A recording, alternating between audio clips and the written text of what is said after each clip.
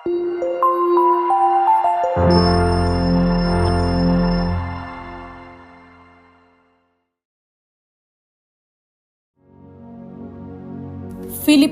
അദ്ധ്യായം 1. അഭിവാദനം. യേശുക്രിസ്തുവിന്റെ ദാസന്മാരായ പൗലോസും തിമോത്തേയോസും ഫിലിപ്പിയിലെ മെത്രാന്മാരും ഡീക്കന്മാരും ഉൾപ്പെടെ യേശുക്രിസ്തുവിലുള്ള സകല വിശുദ്ധർക്കും എഴുതുന്നത്. നമ്മുടെ പിതാവായ ദൈവത്തിൽ നിന്നും കർത്താവായ യേശുക്രിസ്തുവിൽ നിന്നും നിങ്ങൾക്കു കൃപയും സമാധാനവും കൃതജ്ഞതയും പ്രാർത്ഥനയും. ഞാൻ നിങ്ങളെ ഓർമ്മിക്കുമ്പോഴെല്ലാം എന്റെ ദൈവത്തിനു നന്ദി പറയുന്നു. എപ്പോഴും എന്റെ എല്ലാ പ്രാർത്ഥനകളിലും നിങ്ങൾക്കെല്ലാവർക്കും വേണ്ടി സന്തോഷത്തോടെ യാചിക്കുന്നു. ആദ്യ ദിവസം മുതൽ ഇന്നുവരെയും സുവിശേഷ പ്രചാരണത്തിലുള്ള നിങ്ങളുടെ കൂട്ടായ്മയ്ക്കു ഞാൻ നന്ദി പറയുന്നു. നിങ്ങളിൽ സത്പ്രവൃത്തി ആരംഭിച്ചവൻ യേശുക്രിസ്തുവിന്റെ ദിനമാകുമ്പോഴേക്കും അത് പൂർത്തിയാക്കുമെന്ന് എനിക്ക് ബോധ്യമുണ്ട്. നിങ്ങളെ എന്റെ ഹൃദയത്തിൽ സംവഹിക്കുന്നതുകൊണ്ട് നിങ്ങൾ എല്ലാവരെയും കുറിച്ച് ഞാൻ അപ്രകാരം വിചാരിക്കുന്നത് യുക്തമാണ്. കാരണം നിങ്ങൾ എല്ലാവരും കൃപയിൽ എന്റെ പങ്കുകാരാണ്. അതുപോലെ തന്നെ എന്റെ ബന്ധനത്തിലും സുവിശേഷ സംരക്ഷണത്തിലും സ്ഥിരീകരണത്തിലും യേശുക്രിസ്തുവിന്റെ വാത്സല്യത്തോടെ നിങ്ങളെ എല്ലാവരെയും കാണാൻ ഞാൻ എത്രമാത്രം ആഗ്രഹിക്കുന്നു എന്നതിനു ദൈവം തന്നെ സാക്ഷി. നിങ്ങളുടെ സ്നേഹം ജ്ഞാനത്തിലും എല്ലാ തരത്തിലുമുള്ള വിവേചനാശക്തിയിലും ഉത്തരോത്തരം വർദ്ധിച്ചു വരട്ടെ എന്നു ഞാൻ പ്രാർത്ഥിക്കുന്നു. അങ്ങനെ ഉത്തമമായവ തിരഞ്ഞെടുക്കാൻ നിങ്ങൾക്കു കഴിയും. ദൈവത്തിന്റെ മഹത്വത്തിനും സ്തുതിക്കും വേണ്ടി യേശുക്രിസ്തുവിലൂടെ ലഭിക്കുന്ന നീതിയുടെ ഫലങ്ങൾ കൊണ്ടു നിറഞ്ഞ് നിങ്ങൾ ക്രിസ്തുവിന്റെ ദിനത്തിലേക്ക് നിഷ്കളങ്കരും നിർദോഷരുമായി ഭവിക്കട്ടെ. എനിക്ക് ജീവിതം ക്രിസ്തു. സഹോദരരെ, എനിക്ക് സംഭവിച്ചതെല്ലാം സുവിശേഷത്തിന്റെ പുരോഗതിക്കു കാരണമായെന്ന് നിങ്ങൾ അറിയാൻ ഞാൻ ആഗ്രഹിക്കുന്നു. കാരണം ഞാൻ ക്രിസ്തുവിനു വേണ്ടിയാണ് ബന്ധനസ്ഥനായതെന്നു പ്രത്തോറിയം മുഴുവനിലും ശേഷം എല്ലാവർക്കും സുവിദിതമാണ്. മിക്ക സഹോദരർക്കും എന്റെ ബന്ധനം നിമിത്തം കർത്താവിൽ ആത്മധൈര്യം ലഭിച്ചതുകൊണ്ട് ഭയം കൂടാതെ ദൈവവചനം പ്രസംഗിക്കാൻ അവർ കൂടുതൽ സന്നദ്ധരായിരിക്കുന്നു. ചിലർ അസൂയയും മാത്സര്യവും നിമിത്തം ക്രിസ്തുവിനെ പ്രസംഗിക്കുന്നു. മറ്റു ചിലർ സന്മനസ്സോടെ തന്നെ പ്രസംഗിക്കുന്നു. ഇവർ സ്നേഹത്തിന്റെ പേരിലാണ് അങ്ങനെ ചെയ്യുന്നത്. കാരണം സുവിശേഷത്തിന്റെ സംരക്ഷണത്തിനു ഞാൻ നിയുക്തനാണെന്ന് അവർക്കറിയാം. ആദ്യത്തെ കൂട്ടർ കക്ഷി മാത്സര്യം മൂലം എന്റെ ബന്ധനത്തിൽ എനിക്ക് ദുഃഖം വർദ്ധിപ്പിക്കാമെന്ന് വിചാരിച്ചുകൊണ്ട് ആത്മാർത്ഥത കൂടാതെ ക്രിസ്തുവിനെ പ്രസംഗിക്കുന്നു. എന്നാൽ എന്ത് ആത്മാർത്ഥതയോടെയാണെങ്കിലും കാപട്യത്തോടെയാണെങ്കിലും എല്ലാവിധത്തിലും ക്രിസ്തുവാണല്ലോ പ്രസംഗിക്കപ്പെടുന്നത്. ഇതിൽ ഞാൻ സന്തോഷിക്കുന്നു, ഇനി സന്തോഷിക്കുകയും ചെയ്യും. നിങ്ങളുടെ പ്രാർത്ഥനയാലും യേശുക്രിസ്തുവിന്റെ ആത്മാവിന്റെ ദാനത്താലും ഇത് എനിക്ക് മോചനത്തിനായി പരിണമിക്കുമെന്നു ഞാൻ അറിയുന്നു. ആകയാൽ എനിക്ക് ഒന്നിലും ലജ്ജിക്കേണ്ടി വരികയില്ലെന്നും മറിച്ച് പൂർണ്ണ ധൈര്യത്തോടെ എപ്പോഴും എന്ന പോലെ ഇപ്പോഴും ക്രിസ്തു എന്റെ ശരീരത്തിൽ ജീവിതം വഴിയോ മരണം വഴിയോ മഹത്വപ്പെടണമെന്നും എനിക്ക് തീവ്രമായ ആഗ്രഹവും പ്രതീക്ഷയുമുണ്ട്. എനിക്ക് ജീവിതം ക്രിസ്തുവും മരണം നേട്ടവുമാണ്. ശാരീരികമായി ഇനിയും ഞാൻ ജീവിക്കുകയാണെങ്കിൽ ഫലപ്രദമായി ജോലി ചെയ്യാൻ സാധിക്കും. എങ്കിലും ഏതാണ് തിരഞ്ഞെടുക്കേണ്ടതെന്ന് എനിക്കറിഞ്ഞുകൂടാ. ഇവ രണ്ടിനുമിടയിൽ ഞാൻ ഞെരുങ്ങുന്നു. എങ്കിലും എന്റെ ആഗ്രഹം മരിച്ച് ക്രിസ്തുവിനോടുകൂടെ ആയിരിക്കാനാണ്. കാരണം അതാണ് കൂടുതൽ ശ്രേഷ്ഠം. പക്ഷേ ഞാൻ ശരീരത്തിൽ തുടരുക നിങ്ങളെ സംബന്ധിച്ചിടത്തോളം കൂടുതൽ ആവശ്യമാണ്. നിങ്ങളുടെ അഭിവൃദ്ധിക്കും വിശ്വാസത്തിലുള്ള സന്തോഷത്തിനുമായി ഞാൻ തുടർന്ന് ജീവിക്കുമെന്നും നിങ്ങൾ എല്ലാവരുടെയും കൂടെ ആയിരിക്കുമെന്നും എനിക്കറിയാം. നിങ്ങളുടെ അടുത്തേക്കുള്ള എന്റെ തിരിച്ചുവരവ് യേശുക്രിസ്തുവിൽ ഞാൻ മൂലമുള്ള നിങ്ങളുടെ അഭിമാനത്തെ വർദ്ധിപ്പിക്കും. വിശ്വാസത്തെ പ്രതി പോരാട്ടം. ഞാൻ നിങ്ങളെ വന്നു കണ്ടാലും നിങ്ങളിൽ നിന്ന് ദൂരസ്ഥനായിരുന്നാലും നിങ്ങൾ ഒരേ ആത്മാവോടും ഒരേ മനസ്സോടും കൂടെ ഉറച്ചു നിന്നു സുവിശേഷത്തിലുള്ള വിശ്വാസത്തിനു വേണ്ടി പോരാടുന്നുവെന്ന് നിങ്ങളെക്കുറിച്ച് കേൾക്കാൻ തക്കവിധം ക്രിസ്തുവിന്റെ സുവിശേഷത്തിനു യോഗ്യമായ രീതിയിൽ നിങ്ങൾ ജീവിക്കണമെന്ന് മാത്രം. നിങ്ങളുടെ എതിരാളികളിൽ നിന്നുണ്ടാകുന്നത് യാതൊന്നിനെയും ഭയപ്പെടേണ്ട. ദൈവത്തിൽ നിന്നുള്ള അടയാളമാണത്. അവർക്കു നാശത്തിന്റെയും നിങ്ങൾക്കു രക്ഷയുടെയും. ക്രിസ്തുവിൽ വിശ്വസിക്കാൻ മാത്രമല്ല അവനു വേണ്ടി സഹിക്കാൻ കൂടിയുള്ള അനുഗ്രഹം അവനെ പ്രതി നിങ്ങൾക്കു ലഭിച്ചിരിക്കുന്നു. ഒരിക്കൽ ഞാൻ ചെയ്തതായി കണ്ടതും ഇപ്പോൾ ഞാൻ ചെയ്യുന്നതായി നിങ്ങൾ കേൾക്കുന്നതുമായ അതേ പോരാട്ടത്തിൽ തന്നെയാണല്ലോ നിങ്ങളും ഏർപ്പെട്ടിരിക്കുന്നത്. അധ്യായം 2. തന്നെ തന്നെ ശൂന്യനാക്കിയ ക്രിസ്തു. ആകയാൽ ക്രിസ്തുവിൽ എന്തെങ്കിലും ആശ്വാസമോ സ്നേഹത്തിൽ നിന്നുള്ള സാന്ത്വനമോ ആത്മാവിലുള്ള കൂട്ടായ്മയോ എന്തെങ്കിലും കാരുണ്യമോ അനുകമ്പയോ ഉണ്ടെങ്കിൽ നിങ്ങൾ ഒരേ കാര്യങ്ങൾ ചിന്തിച്ചുകൊണ്ട് ഒരേ സ്നേഹത്തിൽ വർത്തിച്ച് ഒരേ ആത്മാവും ഒരേ അഭിപ്രായവും ഉള്ളവരായി എന്റെ സന്തോഷം പൂർണ്ണമാക്കുവിൻ. മാത്സര്യമോ വ്യർത്ഥാഭിമാനമോ മൂലം നിങ്ങൾ ഒന്നും ചെയ്യരുത്. മറിച്ച് ഓരോരുത്തരും താഴ്മയോടെ മറ്റുള്ളവരെ തങ്ങളെക്കാൾ ശ്രേഷ്ഠരായി കരുതണം. ഓരോരുത്തരും സ്വന്തം താത്പര്യം മാത്രം നോക്കിയാൽ പോരാ, മറിച്ച് മറ്റുള്ളവരുടെ താത്പര്യവും പരിഗണിക്കണം. യേശുക്രിസ്തുവിനുണ്ടായിരുന്ന ഈ മനോഭാവം നിങ്ങളിലും ഉണ്ടാകട്ടെ. ദൈവത്തിന്റെ രൂപത്തിലായിരുന്നെങ്കിലും അവൻ ദൈവവുമായുള്ള സമാനത നിലനിർത്തേണ്ട ഒരു കാര്യമായി പരിഗണിച്ചില്ല. തന്നെ തന്നെ ശൂന്യനാക്കിക്കൊണ്ട് ദാസന്റെ രൂപം സ്വീകരിച്ച് മനുഷ്യരുടെ സാദൃശ്യത്തിൽ ആയി തീർന്ന് ആകൃതിയിൽ മനുഷ്യനെ പോലെ കാണപ്പെട്ടു. മരണം വരെ, അതെ കുരിശുമരണം വരെ അനുസരണമുള്ളവനായി തന്നെ തന്നെ താഴ്ത്തി. ആകയാൽ ദൈവം അവനെ അത്യധികം ഉയർത്തി എല്ലാ നാമങ്ങൾക്കും ഉപരിയായ നാമം നൽകുകയും ചെയ്തു. ഇത് യേശുവിന്റെ നാമത്തിന്റെ മുൻപിൽ സ്വർഗത്തിലും ഭൂമിയിലും പാതാളത്തിലുമുള്ള സകലരും മുട്ടുകൾ മടക്കുന്നതിനും യേശു ക്രിസ്തു കർത്താവാണെന്ന് പിതാവായ ദൈവത്തിന്റെ മഹത്വത്തിനായി എല്ലാ നാവുകളും ഏറ്റുപറയുന്നതിനും വേണ്ടിയാണ്. ലോകത്തിന്റെ വെളിച്ചം. എന്റെ പ്രിയപ്പെട്ടവരെ, നിങ്ങൾ എപ്പോഴും അനുസരണയോടെ വർദ്ധിച്ചിട്ടുള്ളതുപോലെ എന്റെ സാന്നിധ്യത്തിൽ മാത്രമല്ല, ഞാൻ അകന്നിരിക്കുന്ന ഈ സമയത്തും പൂർവാധികം ഭയത്തോടും വിറയലോടും കൂടെ നിങ്ങളുടെ സ്വന്തം രക്ഷയ്ക്ക് വേണ്ടി അധ്വാനിക്കുവിൻ. എന്തെന്നാൽ തന്റെ അഭീഷ്ടമനുസരിച്ച് ഇച്ഛിക്കാനും പ്രവർത്തിക്കാനും നിങ്ങളെ ഉത്തേജിപ്പിക്കുന്നത് ദൈവമാണ്. എല്ലാ കാര്യങ്ങളും മുറുമുറുപ്പും തർക്കവും കൂടാതെ ചെയ്യുവിൻ. അങ്ങനെ നിങ്ങൾ നിർദോഷരും നിഷ്കളങ്കരുമായി തീർന്ന് വഴി പിഴച്ചതും വക്രതയുള്ളതുമായ തലമുറയുടെ ഇടയിൽ കുറ്റമറ്റ ദൈവമക്കളാവട്ടെ. അവരുടെ മധ്യേ ലോകത്തിൽ നിങ്ങൾ വെളിച്ചമായി പ്രകാശിക്കുകയും ചെയ്യട്ടെ. നിങ്ങൾ ജീവന്റെ വചനത്തെ മുറുകെ പിടിക്കുവിൻ. അപ്പോൾ ഞാൻ ഓടിയതും അധ്വാനിച്ചതും വ്യർത്ഥമായില്ലെന്ന് ക്രിസ്തുവിന്റെ ദിനത്തിൽ എനിക്ക് അഭിമാനിക്കാം. നിങ്ങളുടെ ബലിയുടെയും വിശ്വാസത്തിൽ നിന്നുള്ള ശുശ്രൂഷയുടെയും മേൽ ഒരു നൈവേദ്യമായി എന്റെ ജീവൻ ചൊരിയേണ്ടി വന്നാൽ തന്നെയും ഞാൻ അതിൽ സന്തോഷിക്കുകയും നിങ്ങൾ എല്ലാവരോടും കൂടെ ആനന്ദിക്കുകയും ചെയ്യും.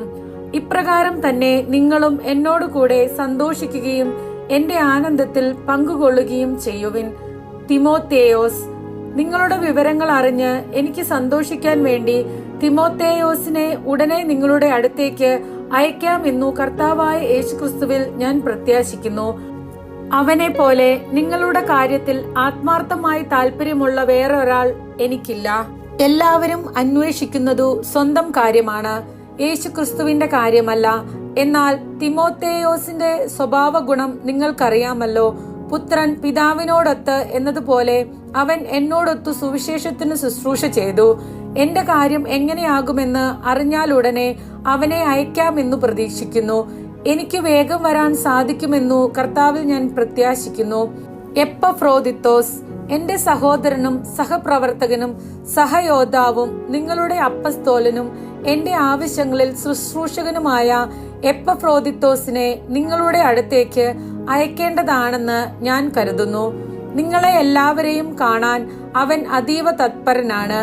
കൂടാതെ താൻ രോഗിയാണെന്നു നിങ്ങൾ കേട്ടതിൽ അവൻ വളരെ അസ്വസ്ഥനായിരിക്കുകയുമാണ്. അതെ, അവൻ രോഗബാധിതനായി മരണത്തോളം എത്തി. എങ്കിലും ദൈവം അവനോട് കരുണ കാണിച്ചു. അവനോട് മാത്രമല്ല, എന്നോടും എനിക്ക് ദുഃഖത്തിന്മേൽ ദുഃഖം ഉണ്ടാകാതിരിക്കാൻ വേണ്ടി. അവനെ നിങ്ങൾ വീണ്ടും കണ്ട് സന്തോഷിക്കാനും അങ്ങനെ എന്റെ ദുഃഖം കുറയാനും വേണ്ടി അവനെ അയക്കാൻ ഞാൻ അതീവ തത്പരനാണ്. അതുകൊണ്ട് പൂർണ്ണ സന്തോഷത്തോടെ നിങ്ങൾ കർത്താവിൽ അവനെ സ്വീകരിക്കുവിൻ. അവനെ പോലെയുള്ളവരെ നിങ്ങൾ ബഹുമാനിക്കണം. കാരണം ക്രിസ്തുവിനു വേണ്ടിയുള്ള ശുശ്രൂഷയിൽ അവൻ മരണത്തിന്റെ വക്കുവരെ എത്തി. എനിക്ക് വേണ്ടിയുള്ള നിങ്ങളുടെ ശുശ്രൂഷയുടെ കുറവ് പരിഹരിക്കാൻ സ്വന്തം ജീവൻ തന്നെ അവൻ അപകടത്തിലാക്കി. അധ്യായം 3. യഥാർത്ഥ നീതി. എന്റെ സഹോദരരെ, നിങ്ങൾ കർത്താവിൽ സന്തോഷിക്കുവിൻ. ഒരേ കാര്യം വീണ്ടും എഴുതുന്നതിൽ എനിക്ക് മടുപ്പ് തോന്നുന്നില്ല. നിങ്ങൾക്ക് അത് കൂടുതൽ സുരക്ഷിതത്വം നൽകും. നായ്ക്കളെയും തിന്മകൾ പ്രവർത്തിക്കുന്നവരെയും പരിച്ഛേദനവാദികളെയും സൂക്ഷിച്ചുകൊള്ളുവിൻ. നമ്മളാണ് യഥാർത്ഥ പരിച്ഛേദിതർ. ദൈവത്തെ ആത്മാവിൽ ആരാധിക്കുകയും യേശുക്രിസ്തുവിൽ അഭിമാനം കൊള്ളുകയും ജഡത്തിൽ ശരണം വെക്കാതിരിക്കുകയും ചെയ്യുന്ന നമ്മൾ. എന്നാൽ എനിക്ക് ശരീരത്തിലും പ്രത്യാശ വെക്കാൻ കഴിയും. ശരീരത്തിൽ പ്രത്യാശയുണ്ട് എന്ന് വിചാരിക്കുന്ന ആരെയുംകാൾ കൂടുതലായി അതിനുള്ള അവകാശം എനിക്കുണ്ട്. കാരണം 8-ാം ദിവസം പരിച്ഛേദനം ചെയ്യപ്പെട്ടവനാണു ഞാൻ. ഇസ്രായേൽ വംശത്തിലും ബെഞ്ചമിൻ ഗോത്രത്തിലും പിറന്നവൻ, ഹെബ്രായരിൽ നിന്നു ജനിച്ച ഹെബ്രായൻ, നിയമപ്രകാരം ഫരിസേയൻ, തീക്ഷ്ണത കൊണ്ട് സഭയെ പീഡിപ്പിച്ചവൻ, നീതിയുടെ കാര്യത്തിൽ നിയമത്തിന്റെ മുൻപിൽ കുറ്റമില്ലാത്തവൻ. എന്നാൽ എനിക്കു ലാഭമായിരുന്ന ഇവയെല്ലാം ക്രിസ്തുവിനെ പ്രതി നഷ്ടമായി ഞാൻ കണക്കാക്കി. ഇവ മാത്രമല്ല, എന്റെ കർത്താവായ യേശുക്രിസ്തുവിനെ പറ്റിയുള്ള ജ്ഞാനം കൂടുതൽ വിലയുള്ളതാകിയാൽ സർവവും നഷ്ടമായി തന്നെ ഞാൻ പരിഗണിക്കുന്നു. അവനെ പ്രതി ഞാൻ സകലവും നഷ്ടപ്പെടുത്തുകയും ഉച്ഛിഷ്ടം പോലെ കരുതുകയുമാണ്. ഇത് ക്രിസ്തുവിനെ നേടുന്നതിനും അവനോട് കൂടെ ഒന്നായി കാണപ്പെടുന്നതിനും വേണ്ടിയത്ര. എനിക്ക് നിയമത്തിൽ നിന്നു ലഭിക്കുന്ന നീതിയല്ല ഉള്ളത്, പിന്നെയോ ക്രിസ്തുവിലുള്ള വിശ്വാസം വഴി ലഭിക്കുന്ന നീതിയാണ്. അതായത് വിശ്വാസത്തെ ആസ്പദമാക്കി ദൈവത്തിൽ നിന്നുള്ള നീതി. അത് അവനെയും അവന്റെ പുനരുദ്ധാനത്തിന്റെ ശക്തിയെയും ഞാൻ അറിയുന്നതിനും അവന്റെ സഹനത്തിൽ പങ്കുചേരുന്നതിനും അവന്റെ മരണത്തോട് താതാത്മ്യപ്പെടുന്നതിനും വേണ്ടിയാണ്. അങ്ങനെ മരിച്ചവരിൽ നിന്നുള്ള ഉയർപ്പ് പ്രാപിക്കാമെന്നു ഞാൻ പ്രതീക്ഷിക്കുന്നു. ലക്ഷ്യത്തിലേക്ക്. ഇത് എനിക്ക് കിട്ടിക്കഴിഞ്ഞെന്നോ ഞാൻ പരിപൂർണനായെന്നോ അർത്ഥമില്ല. ഇത് സ്വന്തമാക്കാൻ വേണ്ടി ഞാൻ തീവ്രമായി പരിശ്രമിക്കുകയാണ്. യേശുക്രിസ്തു എന്നെ സ്വന്തമാക്കിയിരിക്കുന്നു. സഹോദരരെ, ഞാൻ തന്നെ ഇനിയും ഇത് സ്വന്തമാക്കിയെന്നു കരുതുന്നില്ല. എന്നാൽ ഒരു കാര്യം ഞാൻ ചെയ്യുന്നു. എന്റെ പിന്നിലുള്ളവയെ വിസ്മരിച്ചിട്ട് മുമ്പിലുള്ളവയെ ലക്ഷ്യമാക്കി ഞാൻ മുന്നേറുന്നു.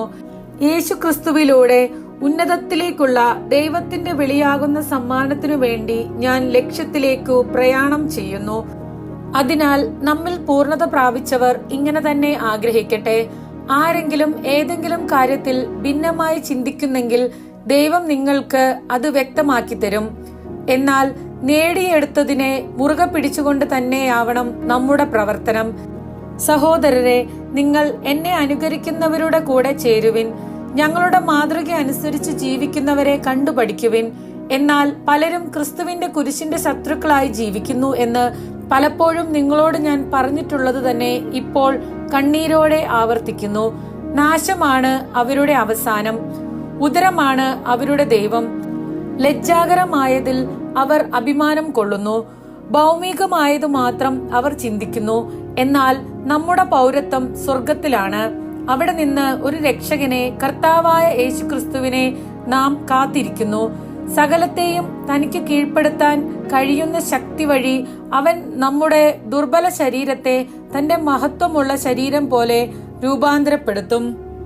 അധ്യായം 4. ആകയാൽ പ്രിയപ്പെട്ടവരെ, ഞാൻ കാണാൻ ആഗ്രഹിക്കുന്ന എന്റെ സന്തോഷവും കിരീടവുമായ വത്സല സഹോദരരെ, നിങ്ങൾ കർത്താവിൽ ഉറച്ചു നിൽക്കുവിൻ. ഉപദേശങ്ങൾ. കർത്താവിൽ ഏക മനസ്സോടെ ആയിരിക്കാൻ ഞാൻ എവോദിയായോടും സിന്ധിക്കയോടും അഭ്യർത്ഥിക്കുന്നു. കൂടാതെ എന്റെ ആത്മസുഹൃത്തെ ക്ലമന്റിനോടും എന്റെ മറ്റു സഹപ്രവർത്തകരോടും കൂടെ സുവിശേഷത്തിനു വേണ്ടി എന്നോടൊപ്പം പ്രയത്നിച്ച ആ സ്ത്രീകളെ സഹായിക്കണമെന്ന് ഞാൻ നിന്നോട് അഭ്യർത്ഥിക്കുന്നു. അവരുടെ നാമം ജീവന്റെ പുസ്തകത്തിലുണ്ട്. നിങ്ങൾ എപ്പോഴും നമ്മുടെ കർത്താവിൽ സന്തോഷിക്കുവിൻ. ഞാൻ വീണ്ടും പറയുന്നു, നിങ്ങൾ സന്തോഷിക്കുവിൻ. നിങ്ങളുടെ ക്ഷമാശീലം എല്ലാവരും അറിയട്ടെ. കർത്താവ് അടുത്തെത്തിയിരിക്കുന്നു. ഒന്നിനെക്കുറിച്ചും ആകുലരാകേണ്ട. പ്രാർത്ഥനയിലൂടെയും അപേക്ഷയിലൂടെയും കൃതജ്ഞതാ സ്തോത്രങ്ങളോടെ നിങ്ങളുടെ യാചനകൾ ദൈവസന്നിധിയിൽ അർപ്പിക്കുവിൻ. അപ്പോൾ നമ്മുടെ എല്ലാ ധാരണയെയും അത് ലംഘിക്കുന്ന ദൈവത്തിന്റെ സമാധാനം നിങ്ങളുടെ ഹൃദയങ്ങളെയും ചിന്തകളെയും യേശുക്രിസ്തുവിൽ കാത്തുകൊള്ളും. അവസാനമായി സഹോദരരെ, സത്യവും വന്യവും നീതിയുക്തവും പരിശുദ്ധവും സ്നേഹാർഹവും സ്തുത്യർഹവും ഉത്തമവും പ്രശംസയോഗ്യവുമായ എല്ലാ കാര്യങ്ങളെയും കുറിച്ച് ചിന്തിക്കുവിൻ. എന്നിൽ നിന്ന് പഠിച്ചതും സ്വീകരിച്ചതും കേട്ടതും എന്നിൽ കണ്ടതും നിങ്ങൾ ചെയ്യുവിൻ. അപ്പോൾ സമാധാനത്തിന്റെ ദൈവം നിങ്ങളുടെ കൂടെയുണ്ടായിരിക്കും. സഹായത്തിനു നന്ദി. നിങ്ങൾ ഇപ്പോൾ വീണ്ടും എന്നോട് താല്പര്യം കാണിക്കുന്നതിനാൽ ഞാൻ കർത്താവിൽ വളരെ സന്തോഷിക്കുന്നു. ഈ താല്പര്യം നിങ്ങൾക്ക് പണ്ടും ഉണ്ടായിരുന്നതാണ്, എന്നാൽ അത് പ്രകടിപ്പിക്കാൻ അവസരം ഇല്ലായിരുന്നല്ലോ. എനിക്ക് എന്തെങ്കിലും കുറവുള്ളതുകൊണ്ടല്ല ഞാൻ ഇത് പറയുന്നത്. കാരണം ഏതു സാഹചര്യത്തിലും സംതൃപ്തിയോടെ കഴിയാൻ ഞാൻ പഠിച്ചിട്ടുണ്ട്. താഴ്ന്ന നിലയിൽ ജീവിക്കാൻ എനിക്കറിയാം. സമൃദ്ധിയിൽ ജീവിക്കാനും ഏതു സാഹചര്യത്തിലും കഴിയാനും എനിക്ക് പരിശീലനം ലഭിച്ചിട്ടുണ്ട്. അതെ, സുഭിക്ഷത്തിലും ദുർഭിക്ഷത്തിലും സമൃദ്ധിയിലും ദാരിദ്ര്യത്തിലുമെല്ലാം എന്നെ ശക്തനാക്കുന്നവനിലൂടെ എല്ലാം ചെയ്യാൻ എനിക്ക് സാധിക്കും. എങ്കിലും എന്റെ ഞെരുക്കങ്ങളിൽ സൗമനസ്യത്തോടെ നിങ്ങൾ പങ്കുചേർന്നു. ഫിലിപ്പിയരെ, സുവിശേഷ പ്രചാരണത്തിന്റെ ആരംഭത്തിൽ ഞാൻ മെക്കദോനിയ വിട്ടപ്പോൾ നിങ്ങളൊഴികെ മറ്റൊരു സഭയും എന്നോട് കൊടുക്കൽ വാങ്ങലിൽ പങ്കുചേർന്നില്ലെന്ന് നിങ്ങൾക്ക് തന്നെ അറിയാമല്ലോ. ഞാൻ തെസലോനിക്കായിൽ ആയിരുന്നപ്പോൾ പോലും എന്റെ ആവശ്യത്തിന് 1-2 പ്രാവശ്യം നിങ്ങൾ സഹായം അയച്ചു തന്നു. ഞാൻ ദാനം ആഗ്രഹിക്കുന്നു എന്ന് വിചാരിക്കരുത്. പിന്നെയോ നിങ്ങൾക്ക് പ്രതിഫലം വർദ്ധിക്കണമെന്നാണ് എന്റെ ആഗ്രഹം. എനിക്ക് ആവശ്യത്തിനും അതിലധികവും ലഭിച്ചു. എനിക്ക് എല്ലാം തികഞ്ഞിരിക്കുന്നു. കാരണം എപ്പഫ്രോദിത്തോസിന്റെ അടുത്തുനിന്ന് നിങ്ങളുടെ ദാനം ദൈവത്തിന് പ്രസാദിച്ചതും സുരഭിലവും സ്വീകാര്യവുമായ ബലി ഞാൻ സ്വീകരിച്ചു. എന്റെ ദൈവം തന്റെ മഹത്വത്തിന്റെ സമ്പന്നതയിൽ നിന്ന് യേശു ക്രിസ്തു വഴി നിങ്ങൾക്ക് ആവശ്യമുള്ളതെല്ലാം നൽകും. നമ്മുടെ പിതാവായ ദൈവത്തിന് എന്നും എന്നേക്കും മഹത്വമുണ്ടായിരിക്കട്ടെ. ആമേൻ. നിങ്ങൾ യേശുക്രിസ്തുവിൽ സകല വിശുദ്ധരെയും അഭിവാദനം ചെയ്യുവിൻ. എന്റെ കൂടെയുള്ള സഹോദരർ നിങ്ങളെ അഭിവാദനം ചെയ്യുന്നു. എല്ലാ വിശുദ്ധരും, പ്രത്യേകിച്ച് സീസറിന്റെ ഭവനത്തിൽപ്പെട്ടവർ നിങ്ങളെ അഭിവാദനം ചെയ്യുന്നു. നമ്മുടെ കർത്താവായ യേശുക്രിസ്തുവിന്റെ കൃപ നിങ്ങളുടെ ആത്മാവോടുകൂടെ ഉണ്ടായിരിക്കട്ടെ.